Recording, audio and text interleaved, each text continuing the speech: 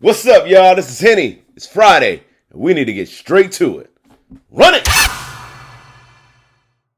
Full disclaimer, this episode is another lengthy one, but it's a good one. The other day, me and my man BD had a chance to sit down with my good friend DJ PNut. All three of us went to Morehouse College at the same time, and it's great to see my man rise as one of the most prominent DJs here in Atlanta. Today, we're talking passion versus determination. Enough talking, let's get straight to this hangout. What's up, y'all? This is Henny, and I'm back with Hubert Hall, 1998. Listen, if you don't understand, me, this man BD, and my brother PNut were all there trying to figure out what we're trying to do in life. Now it's been a while since we've been there, and I'm going to try to tell you the topic of today, determination versus passion. And what does that mean? And how do we figure out how to get past passion and move in determination? What's up, bro? What's up? Good to see you. Man, you know, it's been a minute. You've been on the grind. You've been on the grind, moving and shaking. Now, if you don't know about my man PNut, I'm going to let him tell you a little bit about himself. All right, let's see. Yeah. Been a DJ for over 20 years. Yeah. Grew up in a musical household, instruments all around. And, uncle was a studio rat, producer, and an engineer, and they were kicking out independent records in the 80s, and used to just tag along with him and got bit by the bug for DJing. From where are you from? Lansing, Michigan. Word. 517. Yes, sir. If y'all don't know, we all went to Morehouse College. He was on the third floor, right? Third floor. Yeah, exactly. We was on the second floor, and I'd always hear about parties that he was, getting moving, getting started as I was trying to get my beats going. And it's crazy to think about back then, us really trying to own our craft. What made you really start going into that direction musically? Well, actually, I started at a young age. I was working in a nightclub when I was probably about 14 or 15. Wow. Okay. I worked in a mom and pop record store, and the guy who owned the shop, he also ran a nightclub. Yeah. So they let me, clean up the store, and I was washing the windows and taking out the trash or whatnot. True. And then, my parents were comfortable enough with him that they would allow me to work in the nightclub. So some nights, I'd be in there cleaning up after the end of the night or cleaning the parking lot the next day. Okay. And then the local DJs in the city would let me open up and play maybe like a late set at the end of the night. And I kind of just went from there. After that, I started throwing parties for guys that I went to high school with. Okay, high school parties, yeah. And I ended up doing a night, open mic night at this place in East Lansing, Michigan called the Blue Note Cafe. Okay. And we had like a lot of dope MCs would come through, and a lot of DJs would come through. We'd have guys like Chuck D come through, pop up. Okay, yeah. And I'm promoting this night in high school. Right, so legends. I was playing football in high school, so I'd be like looking at the clock, seeing what time the game was going to be over, so I could run to my night. You know what I mean? And hop on it and have a good time over there. But so I just kind of continued that on when I got to Morehouse, and the AU was just like the perfect platform for social events. Like that's a big aspect to going to school at a black college or going to school specifically in the AUC. And I think one of the first events we did was we had a party in our dorm room. I don't know if you guys remember that. I was there for that. In like 3 rooms. Y'all roomed all the beds so out we of took all of the actually it was 2 rooms. We took all of the furniture out of 2 rooms and put it in the neighboring room. And at the time, we had to check everybody in for visitation. But we must have checked in like 60 girls. And we had this big party in the dormitory. We played it by the rules, you know what I mean? Yeah. But I mean, like that was the start to like, this dude is on to something else. Yeah, when it comes to like, that got my name buzzing on campus. And then as a freshman, after that, the word got out that I pulled off a stunt like that. Like all the upperclassmen were calling me for like the house parties, the probate shows, the events at Spelman. Started doing like Market Friday and the beer bashes and all that kind of stuff. Was promoting college night. Down at the time, the club on Spring Street was Envy. So I linked up with the owners down there, and we worked out this deal. And they were like, all right, the club is here. We want you to promote this college night. We'll pay you to DJ, and we'll pay you to promote. Awesome, that shit. And I was bringing in the dough. Like, I think that was like my sophomore year. Yeah. I couldn't have been bringing in no less than like $1,000 a night, and that was after I was paying. I had other guys on campus like pushing flyers and girls at other schools like pushing flyers or whatnot. So I was taking home $1,000. So you imagine like doing Mark the Friday, doing a beer bash, and then doing your own night at a club. You know what I mean? So the money was there. And that let's stop right there. Because here's the thing, all those who are watching me know that I'm trying to always give them nuggets, right?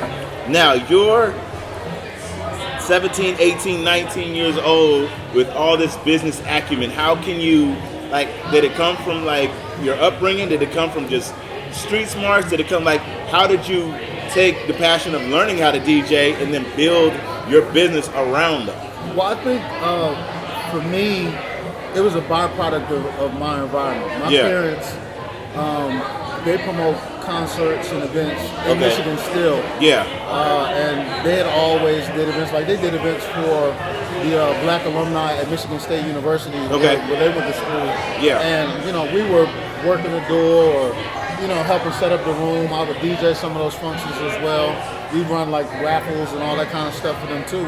So I learned a lot of the basics at a young age. And then I just applied that business mentality to my social circle. Right. And then when I came to school, like the big thing for me was I always invested in like equipment, records, you know, turntables, speakers or whatever. Investing in you came to school with all of So it. as a freshman, like when I'm moving in, folks are looking like I was one of those people. they're like, yo, where's he going? Brother got a real DJ. Where they going all this stuff? Right. When it came time to do those events, like those, especially like the pop-up last minute stuff, I was one of the only guys that had the gear. You was already ready. You know what I mean? I was one of the only guys that had the gear, and I always kept my truck packed. So when I would get that call, like, I'd be there in 15 minutes. Man. I'd be there in 20 minutes. And I was just trying to get, you know, trying to get the exposure, but also I didn't want to miss any money. I didn't want to leave any money on the table. Now, fast forward to a young DJ who's freshman, sophomore in college right now, maybe still in high school. Like, gear is not, it's a lot more mobile, right?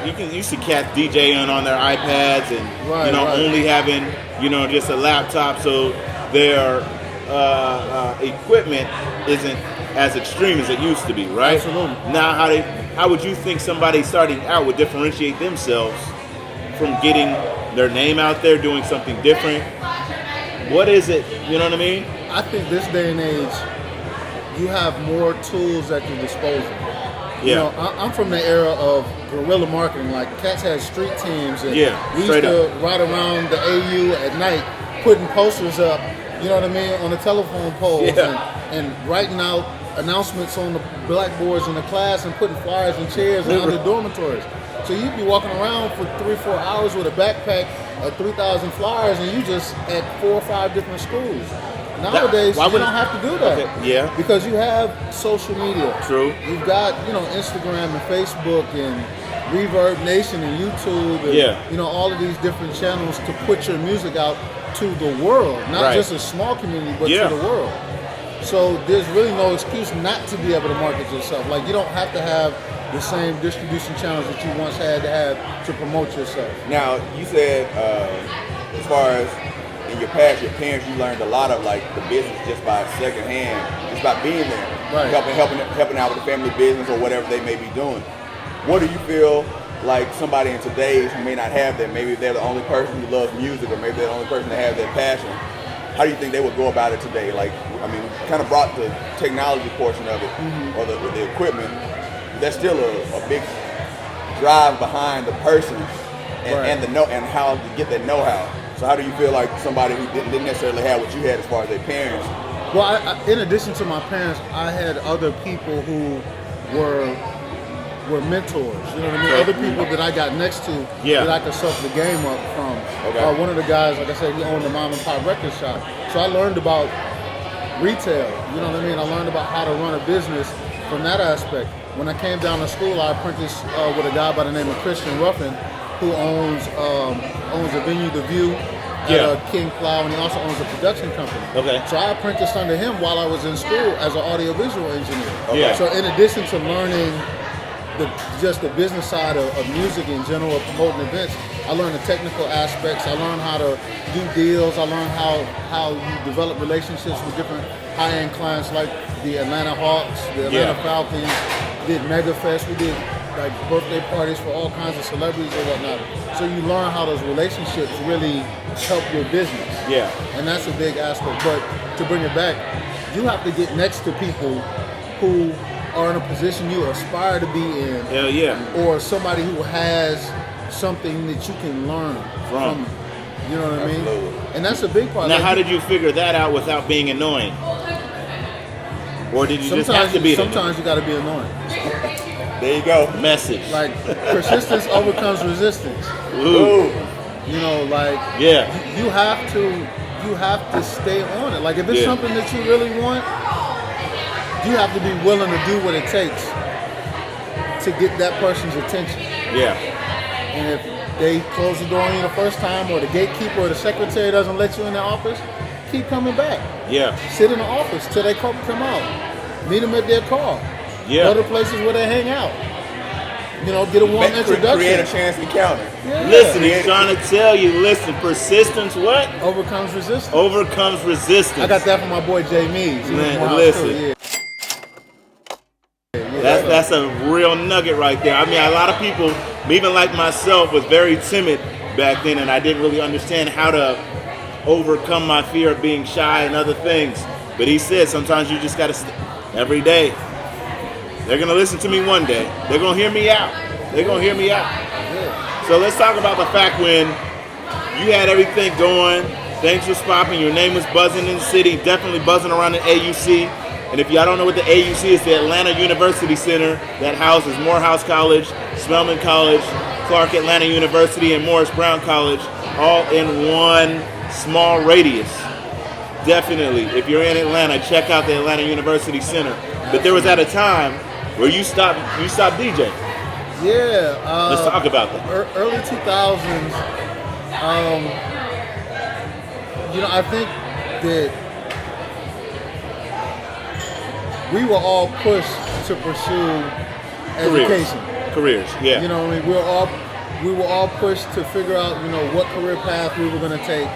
And from those people who are a generation or two before us, music is not a traditional career. They're not going to believe. They're not going to understand it. Music is not, unless it's something very formal, like, you know, being a teacher of music or something like that. But being a DJ, being a producer, or a party promoter, or, you know, a record executive is not something that your parents sent you to school for. Right.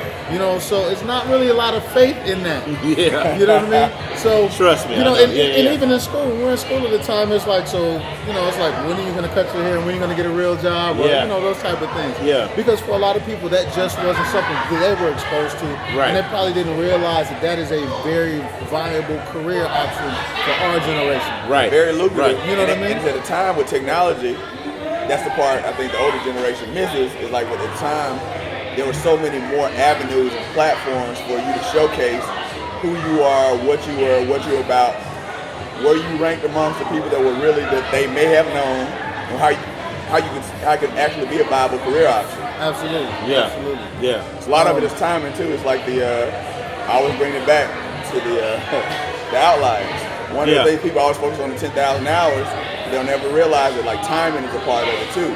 Being in the right place at the right time. Being in Atlanta, already having all your equipment. Like if you take it back to your first story, that was very important. You had your equipment. Exactly. So you were able to throw a party. It's not like you had to rent anything.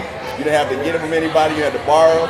So when anyone else called you, because once your name was out there, when they called you, you had everything ready. You got to be prepared for the opportunity. Absolutely, and that's what I was getting to. You got to be prepared. So what happened? I think that I really just went so hard. On one hand, I went so hard, and I had been doing it for so long. I think I kind of it became a job. Yeah. It was a full-time grind. You know, it was day in and day out. You know, chasing the next successful event, trying to set up the next party, looking for the next move. And then the other side is, you know, you're trying to figure out at that point what you're going to do with your life. Yeah. And at some point in time, you start kind of listening to you know, those things, that rhetoric that you've been hearing for an extended period of time, and you start watching your peer group, like you got people going to law school and people going to medical school or people going to work on Wall Street or whatever, and you like, you know, it's like a little bit of doubt. It's like, well, maybe I should be doing what they over doing there. So you start to kind of doubt something that's kind of innate.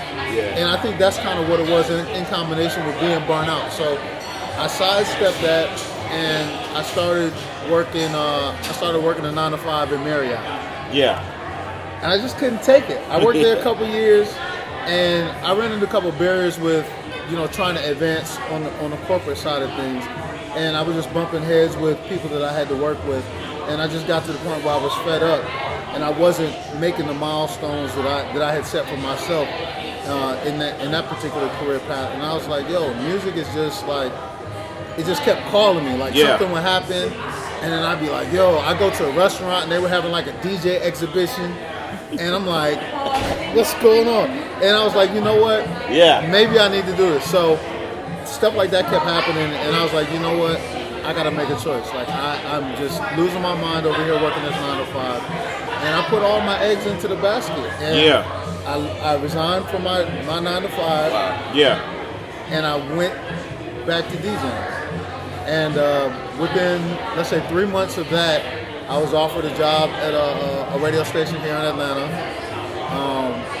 And things just really started to turn over. And it by no means was it easy. Right. You know, there were times where, you know, you had to figure out how you're really going to pay some bills or whatnot. But it just makes you have to go that much harder and to figure out, you know, what's the next step. But the big thing was, before I decided to make that leap, I really tried to plan things out to the T. Right. So what I did was I got a book. There's a blank book. It's probably like 200 pages. I call it the blue book. It's a blue book. Okay. And it's blank pages. Yeah. And I just started writing down every idea I had in this book. And then I picked a couple of the ones that I was going to make the goal. So at the time I didn't have any equipment. So I priced out every piece of equipment that I knew I needed. Figured out how long it was going to take me to be able to buy a laptop. How long was it going to take me to buy, you know, new turntables, buy a new mixer, whatever. I priced all of that out, and I said, okay, if I save this amount of dollars, I can get this. If I save this amount of dollars, I can get this. And I planned it out, and I started just knocking those things down. And then, like in a year's time, you go back and you look, and you can see all of the things that you've been able to accomplish. Yeah. You know, through planning.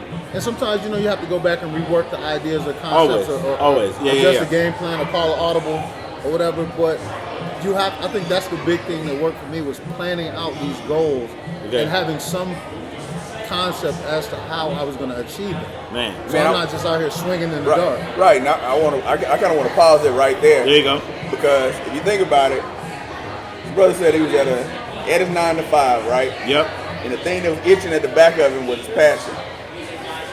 But in order to get to where he had to go, that's where the determination came in. So he's like, at a certain point, from the story that I'm listening to, it's like at one point, passion is power and determination, and then at another point, determination is power and passion. Because you still have the passion to do music, but you still have to figure out a plan to get there. You got the book, you start writing it out. That's determination. That ain't passion. So that's not that has nothing to do with you DJing. That has nothing to do with you mixing the music. Has nothing to do with your love for music. That's all. How do I get there and how do I stay there when I do it? Again, how do I make it so that I don't ever have to quit again? That's what I take from it. Now, I could be wrong. No, I think you hit it on the head. That's it. I think for me, like it's almost like the passion is like the dream world. Like the passion is the unrestricted thought process that you have about whatever is running through your mind. And then the dedication and the determination is how can you bring that to life? You know what I mean? Like the real world situations like bills and responsibilities and, you know, all of those things. How do you merge the two and come up with a successful route to get to where you want to go? Come on. And that's, you know, that's what you really have to figure out. That's why I know a lot of people always ask, you know, people that they feel are successful, like, well, how did you do it? Like, there are some basic principles that, you know, a lot of successful people will have in common, but nobody's path is going to be the same. Ever. Yeah. Nobody's path, like, you can't even repeat. It's not a recipe. Like, you can't just follow A, B, and C and get to, you know, the point that a person like yourself has gotten to. Right. You know what I mean? Like, it's just not going to happen. Right. So you have to figure out, you know, what are those steps that work for you, And when you run into a roadblock, like you have to figure out, well, what's the next step I should take? Yeah. And sometimes you got to backtrack, or sometimes you got to sidestep or go over it or throw it out. It's not gonna be easy. I tell you that much. It's not gonna be easy. It's never ever gonna be easy, and people say that all the time. Like that's the most cliche thing that I think we all say. It's not gonna be easy, but when you realize, like, there will be a lot of tears, a lot of sweat, a lot of blood, literally on everything that you're trying to accomplish. Where you're sitting there trying to be like, when is this gonna happen? When is it gonna turn? But then you keep going, you look back and you're like, God damn, I just been doing this for this long, and you're slowly rising, and then all of a sudden, someone is like, oh shit, and they flick the light switch to your shit, and all of a sudden, everybody's looking at what you're doing. But at that point, you're not really worried because it's just a daily movement. So they're just watching you in action. You know what I mean? No, go ahead. It's crazy because I always think about it. Is that Mike Tyson? Everybody got some plan to get punched in the face. Yeah. So it's like life is that punch in the face. Yeah. That's when the determination. That's when the rubber meets the road. It is everything. Everyone always says, shit is hard. You got to be prepared. Like, how bad do you want it? You got to work hard. You got to work hard. But you don't know what it means, and it's a different thing for different people. Somebody, for that one person, they don't have enough money, or they don't have a car. Yeah. They got gigs, they don't have a car. Another person, they have the equipment, they have the car, they don't have the contacts. Another person, they don't have any ends, like they don't know what to do. They have all the talent in the world. And there's some people that have everything, money, everything that they need, and can't let go of their ego. And can't let go of their ego. Can't let go of their pride. And that's a punch in the face, right? The punch in the face is different for everybody. So what you saying? You can never shun another man's struggle that says, well, it was hard. Well, and then they tell you their story, and you're like, oh, well, that don't seem like it was hard at all. Like, that might not be hard for you, but had you been in his situation, you'd have had another struggle. You might have had a kid, or you might have, it's always something. You might have been about to get married, or somebody in your family might have passed away. It's always something different for everybody. And I think people sometimes when they hear other people's story, they're like, oh, that's all he had to go through? You never know. Like someone, what I really don't want, I guess, is for someone to hear this story and be like, oh man, his biggest problem was he had a 9-to-5. Like, I couldn't even get a job. No. I couldn't even get it to save it. Like, you're right. But if it's eating at you in the side, like, that's a problem. If it's eating you, if you had to go in every day and you're seeing people that you know that skill-wise or talent-wise you're better than, networking-wise you're better than, but you're at the 9-to-5 and they're out there like. I think it's a big thing, or was a big thing for me, is I had to realize that I couldn't measure my life or my success up against somebody else. Yeah, absolutely. Even if they're peers, even if they're people you grew up with, even if they're friends of yours, like, everybody's life is different. Everybody's struggle is different. Everybody's success is going to be different. Yeah. You know what I mean? How you view success? What you even think success is? So you can never measure yourself up against someone else. Right. Because your path will never be the same. Yeah. Your path will never be the same. But I think it's good to be around. It's good to be in good company of people who are going to push you the right way. You know what I mean? The right direction. Yeah. You know. So as a matter of fact, the funny story is around that time when I was working a 9-to-5, I ran into Don Cannon. Yeah. And we all went to school together. Right. He was like, yo, why are you not DJing? He was like, why are you not DJing? Right. And I didn't have a good answer at the time. Right. I didn't have a good answer at the time. Yeah. And that was like around the same time that, I really had made my mind up like, yo, this isn't working for me. Yeah. You got the whole team in the studio. Yep. I got Cam Kirk in here. Got my boy Sean. PNut, we just added him to the team. DJ PNut about to hit that roll. V13 DJ PNut. DJ PNut. Yeah. So now, okay, that was a certain time when you decided to put all your eggs in one basket, determine that DJing is going to be the path to my dream, right? When did branding start to take a point? When did the Debonair DJ, when did Pretty Girls Party with people, like all of these different things, you know what I mean? When did it become like a thing to where like now you're seeing some real success for your brand? I think once I got to the point where things were the work became more strategic. The hustle became more efficient. You know, for me, it was like, you know, well, you have to have this certain number of gigs a week, or, you know, you need to make X amount of dollars a month so you can sustain a certain level of living. Right. And then once you accomplish that particular goal, now it's like, how can we grow the hustle? How can we elevate the game? And that's the thing, like, you got to figure out what you want to do first, and then you got to kind of grow it. Unless you just catch on, like, if you got some internet fad that just goes crazy by accident, okay, you might. But then you got to figure out how to keep it before it burns out. Oh, you got to figure out how to capitalize on it. You know what I mean? If it burns too hot, you got to figure out, like, just like a coal. Just like a coal. Yeah. You know what I mean? So I think after, I want to say maybe after about a year or so, I had to start thinking about things. Like, I tried a few different things. Like, I was getting promotional flyers, and, you know, I was just trying to make sure that my name was hot in the streets or whatever. Right. But then after that, it's like, okay, you have to figure out a way to draw other people in, whether it's other promoters, whether it's companies, whether it's radio stations or TV companies or whatnot. Like, you have to figure out a way that people always want to attach themselves to whatever is hot. Yeah. So how do you make yourself distinct? Like, that's when the Morehouse education kind of came into play. All right. You know what I mean? You started figuring out, like, okay, there's a million DJs, and for the most part, we're playing a lot of the same music. So how do we differentiate ourselves? Yeah. That business policy that Dr. Mormon came into play. Come on, Dr. You know what I mean? That Dr. Mormon. Rest in peace, Dr. Mormon. R.I.P. Dr. Mormon. But that business policy started to come into play, and it's like, okay, well, I'm starting to analyze my market. I'm starting to analyze the market structure. I'm looking at the forces in the market. I'm like, okay, what can I do to differentiate myself? And I took a gamble. And it was calculated. One of the reasons why I came up with the Debonair DJ brand was because at the time everybody was wearing this trendy clothes. Like, everybody's wearing like the Versace type stuff. Everybody looking like the Migos or wearing the expensive shoes. I'm like, okay, I'm full-time grinding. Yeah. I can't afford $500 pair of shoes. You know what I mean? Like, straight up. I'm trying to pay this rent. I'm trying to pay this Georgia Power. I'm trying to pay this cell phone bill. Come on. And put something on these student loans or whatnot. Like, I got to figure out how I'm going to do that. So $500 shoes are not in the budget. Yeah. A $200 t-shirt is not in the budget. Right. But what I did was I thought about it. I said, you know what? A certain style of dress is not going to ever go out of style. Guys been wearing jeans and a button-down shirt forever. That's not ever going to go out of style. Yeah. Guys been wearing shirt and ties forever. Yeah, true.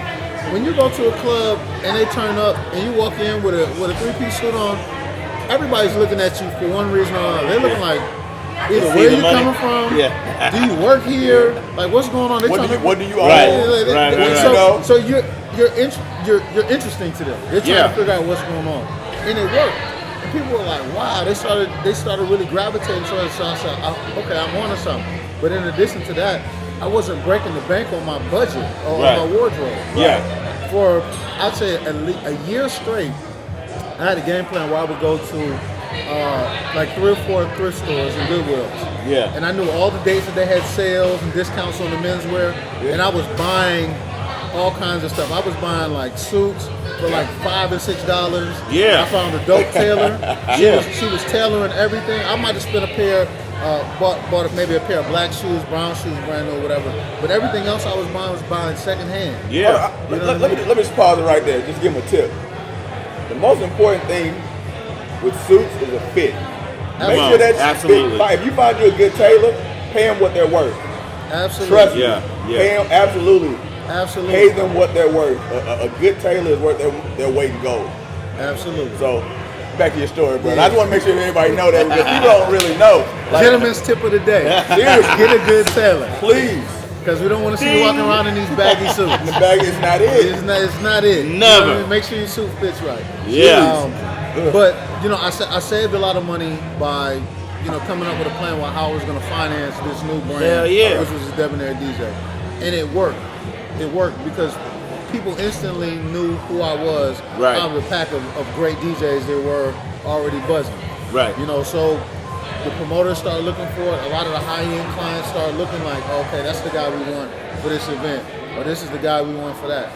And that like really that concept right there really helped me move past just like that hustling stage to getting the looks that you want as a DJ. Yeah. Now,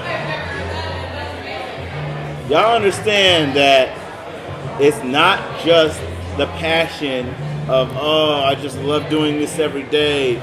I just want to wake up and just, that's all I want. That's not it. We're talking about blue books. We're talking about planning. We're talking about branding. And this is for any career that you're at. When you're trying to make a name for yourself outside of maybe working a 9 to 5 and they're just giving you a slot and saying, nigga, do this shit and that's it, right? It takes a lot of fucking work. And my main thing is, when you go through this route of being an entrepreneur, when you go through this route of building your own brand, you have to be strategic. If you don't have anybody around you that understands that, you might have to get on Google. You might have to search for motherfucking videos like this. Because this is where motherfuckers is telling you straight up how they figured it out. And it was very hard work. And now this is not necessarily going to make it any easier for you, but it at least gives you insight as to what others did. Because there's the 3 things that you need to understand about being successful as an entrepreneur. When you're determined to be successful, you got to have good common sense. You got to be determined. And you have to have a sense of urgency. If you think of your sense of urgency when it came to your brand, what took it from? Were you already on the radio at that point? I was on a station at that time, yes. Like when I first started the Debonair DJ, I was on a station, and then V103. No, I was on another station. Okay. And I ended up getting fired from that station. That's a whole nother story. It happens. Got fired from that station, and then I was just out there. But the one thing was, I had established myself prior to getting on the radio. Yeah. You know, because honestly, a lot of DJs think that getting on the radio is the end all. Yeah. The radio is not going to make you. You know what I mean? It's just a platform. It's an accelerator. It's absolutely. If you're hot, it's an accelerator. It's a platform for you to do what it is that you do. Right. You know, and hopefully you perform at a higher level when you're at that, when you're on that stage and when you're on that platform. But it's like you said, it's an accelerator to what you're doing already. So you got to be ready for that, because they're not gonna sit around and wait for you. Yeah. You know, so that's another thing. Make sure you're ready. When those calls come in or when that door... We're circling back around. That's a theme, man. Yeah. That's a recurring theme in your life. You're being ready when it's time. You got to be ready. Exactly. Preparation. So the Debonair DJ kind of took on a life of its own. And, you know, people were just running with it. Like people, hey, Debonair or Debonair DJ, you know, like people loved it. So, you know, I've been fortunate. I've been blessed in that way with that. A couple years later after that, the Pretty Girls Party with DJ PNut came along. Yeah. Actually, the first person who came up with that was Tawana Carter. Okay. She was the manager at the first club that I had a residency at, which was Esso. Yeah. She was a manager there, and then we started working together, and we were throwing some ideas around, and she came up with that, and I'm like, yo, that's awesome. It. That's like, it. That was awesome. Yes, it is. And please go to that man's Facebook page. All right. Pretty Girls Party with Peanut. You will see it right here. Hashtag Pretty Girls Party with DJ Peanut. Trust me, just look it was amazing. Yeah, and it still is. Yeah. But I mean, it's kind of something that was already around. It was just like figuring out how we could package it in a way and put it out there. So then we started getting T-shirts. We started having the fans. We started having events and all that kind of stuff. And it just helped, like I said, the brand grow. Yeah. And it kind of took on a life of its own. So sometimes you just got to put those things out there, and if you do them right, if you execute the ideas right, they will take on a life of their own. Right. Now, and if you don't, it's another piece of content. You know what I mean? Like it's like we got pictures, videos. The whole cow. Yeah. We've done trips. We've done road trips. Pretty Girls Party with DJ PNut, road trips. We got a lot of stuff out there. That's what I'm saying. And so, worst case scenario, it's additional content and it adds to your movement. Boom. Absolutely. Best case scenario, you execute it properly and it takes on a life of its own. So now, it's operating for you. It's a marketing machine for you without you even having to do as much. Now you're just adding on to it to keep it new and refresh. It's like hitting the refresh button as opposed to having to really push it down people's throat. Absolutely. Listen, it's all a part of it. It's all a part of all of the things that you're trying to figure out.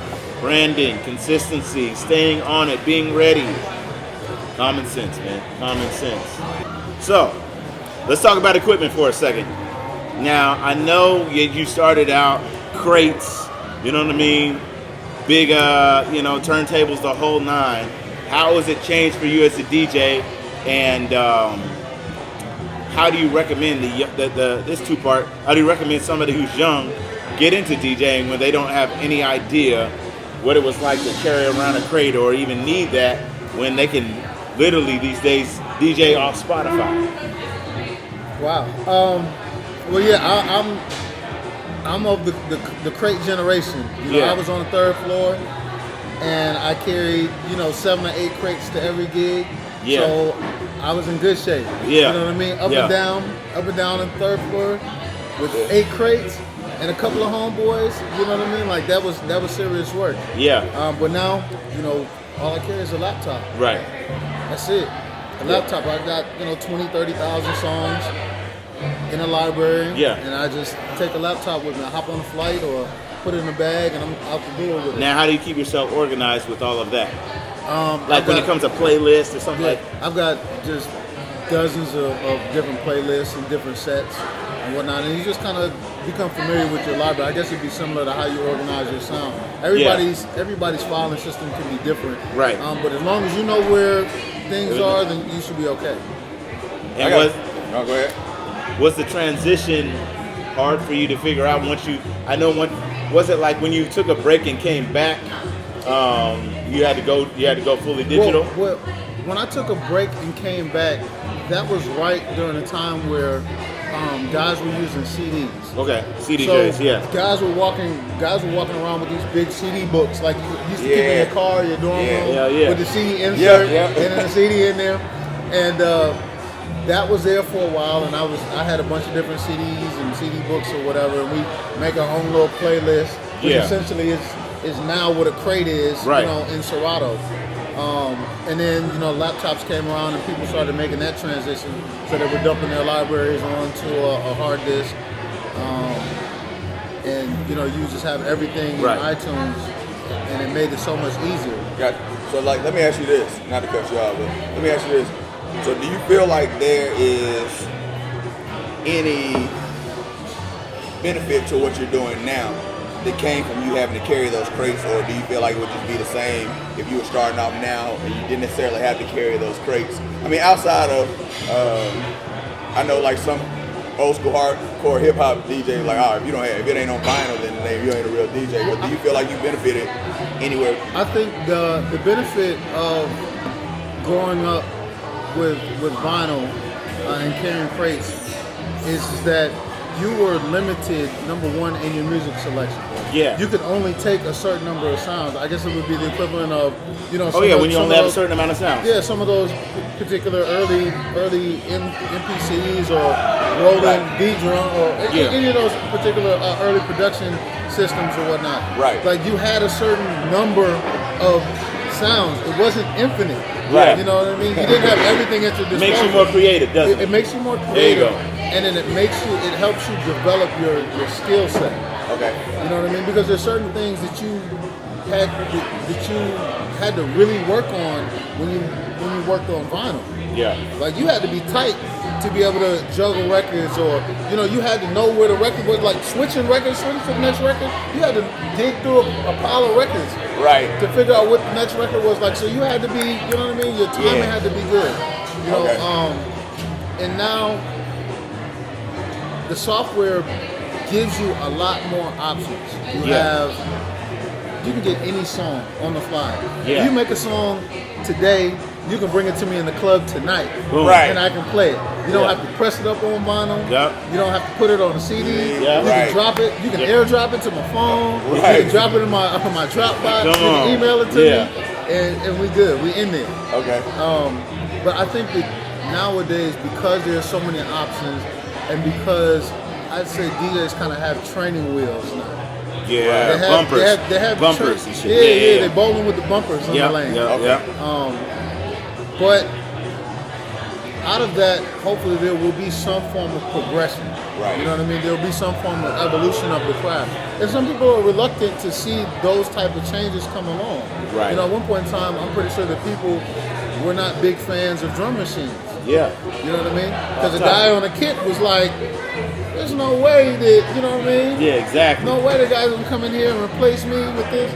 Or, you know, you got a DJ who's now, you know, the center of the band or the center of the group or whatnot. Right. So with technology, you know, I say this, for DJs, technology has reduced the barriers to entry to being a DJ. True. At one point in time, songwriting, the whole nine. you had to invest in equipment, you had to invest in records. Yeah. Records was a huge expense. Oh, yeah. Imagine having to spend, say you had to get 10 records a week. 10 new records came out, whether they were LP or single or whatnot. 10 records a week. Say they were $6. Let's say $6.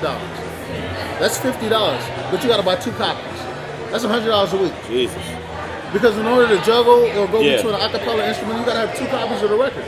So let's just say that's $50, $60 times 2, so that's over $100 every week. And the thing with records was you had to get the records when they came out, because if you didn't get them, you'd have to wait for another shipment to come in. And the thing was, if you didn't have the wait at the record store, all the well-known DJs were gonna get them first, or they would service the well-known DJs. And they buy them by the twos. You know what I mean? So 10 DJs and 20 records gone, their whole and that was inventory the might thing, be you gone. wanted the hot record that was out. You wanted the exclusive record that was out. So you had to really go get it. So it was an investment to make sure that you were always building that library of records. Woo. And if you didn't have it, you just didn't have it. Yeah. Imagine whatever the hottest record was in '98 and you're not having it. Yeah.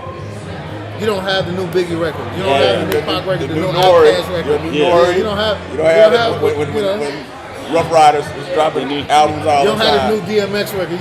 You know, so you had the investment. But nowadays, you know, you can download any record from the internet Instantly. right then and there. So you know, guys can pop up tomorrow and say that they're a DJ because they have, you know, playlists they got from a friend, and they downloaded a few dozen songs or whatever to make it through the night. Now, how important is a DJ voice or being vocal as a DJ in clubs or even building your brand that way?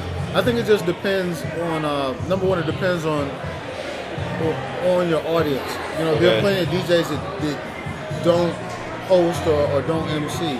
Yeah. For a lot of the clubs that I work in, especially when it comes to radio, you know, I'm booked as a host and a DJ. So I have to be pretty gifted at both. Yeah. I mean, I'm just coming from, now if y'all understand, a week and a half ago we had a 15-year class reunion over there at Sweet Lounge, and I remember texting this man midday that night, like, if you don't take it back to 98, my nigga, one time. And I knew I could hear his voice on the mic, because back in the day, like, that was so important to be a master of ceremony, right? To be an MC. I mean, sometimes there's MCs and there's DJs, but when it became a point where they had to be all in one, like, you have to, like, control the crowd. And I think even as a young kid growing up right now, trying to figure out how to DJ, just learning that one craft of, even if you don't have a voice, trying to figure that out or figure out ways to control the crowd. That's, you know, as far as being a host or a personality, like, that's a skill that you have to develop. It's not, some people, there are a couple of people that just have these natural personalities, but even over time, they're developing them. I mean, you develop your voice, your talking voice, your hosting voice, your emceeing voice. You develop the tone and the cadence and the pitch and the inflection and knowing how to use it. Like, that's something that comes with practice. Yes. Rehearsal, like, still to this day, I'm in the car and I'm still reciting commercials that I hear. Like, I'm still going over things that I say in the club, working on how I'm going to use my voice. Because that's what I get paid for now. Instrument, yeah. You know, that's what I get paid for. But when you do practice that, not only your voice, your technique, your you know what I mean, your tone and all of those things, your inflections, and your DJing skills, you're building your brand and you're widening your audience and your paper, right? Absolutely. You're widening your paper. Like, now there are these, I've been in clubs where they don't say anything. And they just play the records. But personality, when it comes to that, it brings the people together. And if you're going to be a club DJ, if you're going to be even a radio DJ, even if you're going to be a mixtape DJ, you like be an entertainer. If you want to, it's entertainment. If you're in the entertainment business, please learn how to entertain. And I hope we've entertained you so far. God damn. Let me get another drink.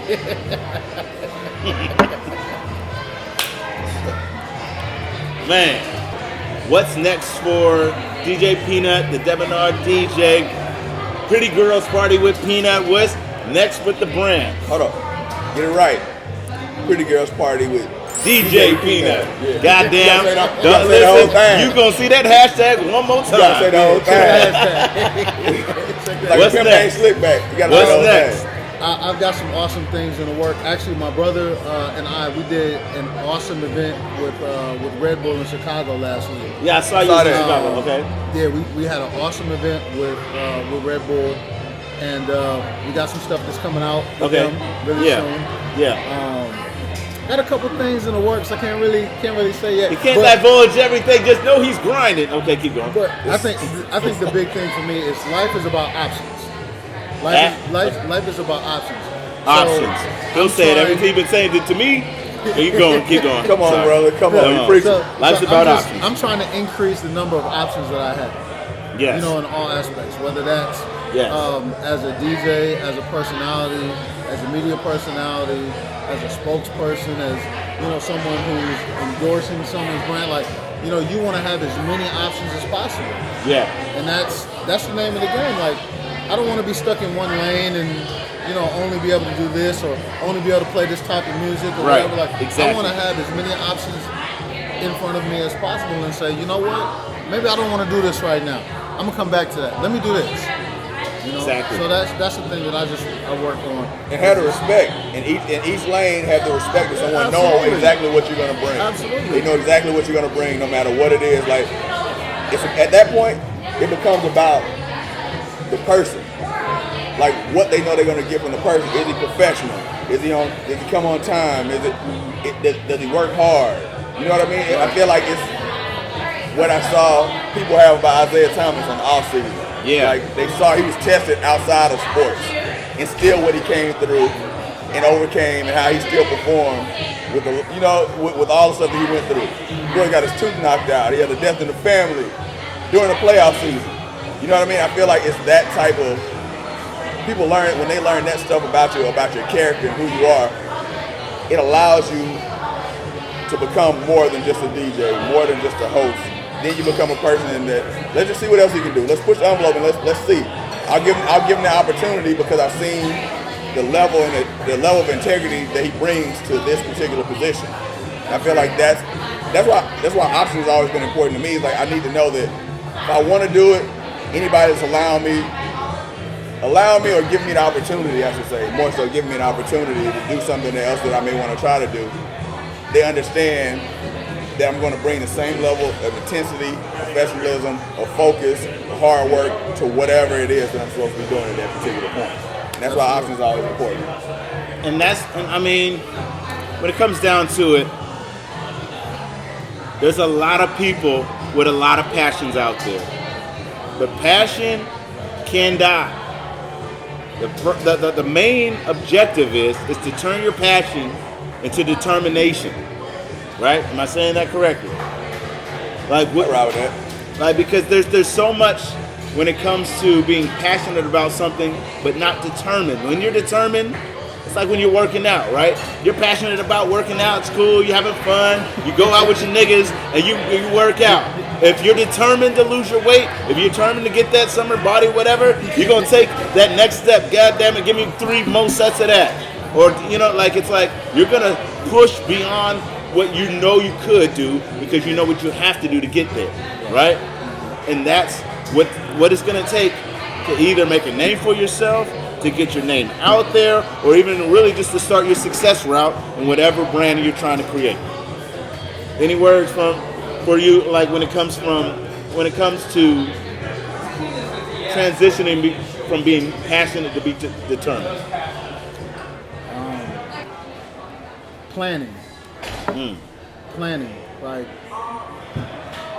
you could write your passion at the top of the page. Yeah. And whether it's music, whether it's a sport, whether it's, art or whatnot, you can just write that on a page. But what is the goal? So you can write the goal at the bottom of the page. Now, what do you need to do to get from just having this passion to the goal? Yeah. And you can list those steps and break those steps down. Like, what does it take for you to get from this passion to the goal? Yeah. And I think that the road that you take to get there is the determination. Because you're going to have to go through all of those things. You might have to add some things to it.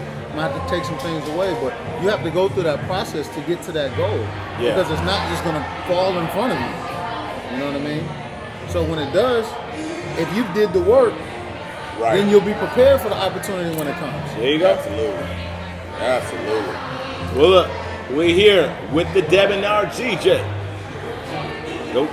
So look, we're here with the Debonair DJ, DJ PNut. I'm trying to get his voice. It's like Martin Luther King. I'm over here preaching. I don't know what I'm saying. I've been drinking, y'all. Y'all forgive me. But listen, let them know where they can find you at. You can find me on Instagram at DJ PNut, DJ PNut. Also, you can check me out on the web, djpnut.com. Yes, sir. Facebook. Every day, if you're in Atlanta, what? Every day, you can actually catch me every day on V103, Monday through Saturday at noon. Also Friday and Saturday nights from 10 to 1. If you don't understand, this man's everywhere, man. But it's working. You're never there. Why would he ever care? This is Henny'z Hangout, man. Thank you for watching this long-ass episode when we're talking about passion and determination and how to get to that next level. Thank you, brother DJ PNut. Well, if you stuck with us this far, man, I truly appreciate it. I really hope you got something from that. You see, my goal is to bring my circle of peers to you, to see their success, to see their struggles, to see what they go through, and how it can relate to your life. I really appreciate you for sticking it out. You see, really, when it comes to what you want in life, you have to be more determined than you are passionate. And when I talk about determination, I'm talking about taking it to that next level. You have to push past what you're passionate about and become determined on what you want in life. You see, determination will only strengthen your purpose. Have a sense of urgency on whatever it is that you want in your life. Use your common sense and become more determined. I promise you, I'm just speaking to the mirror. The more that I say this to you, the more that I'm saying it to myself. Become more determined, more focused, have more purpose. Do what it is that God would have me to do with my life. I hope you get something from these every week. And I'll leave you with this, a quote from my pastor, Olu Brown, and what he spoke this week about faith. You don't need faith to believe your miracle will happen. You need faith to wait until your miracle happens. Trust the process. Hit him out!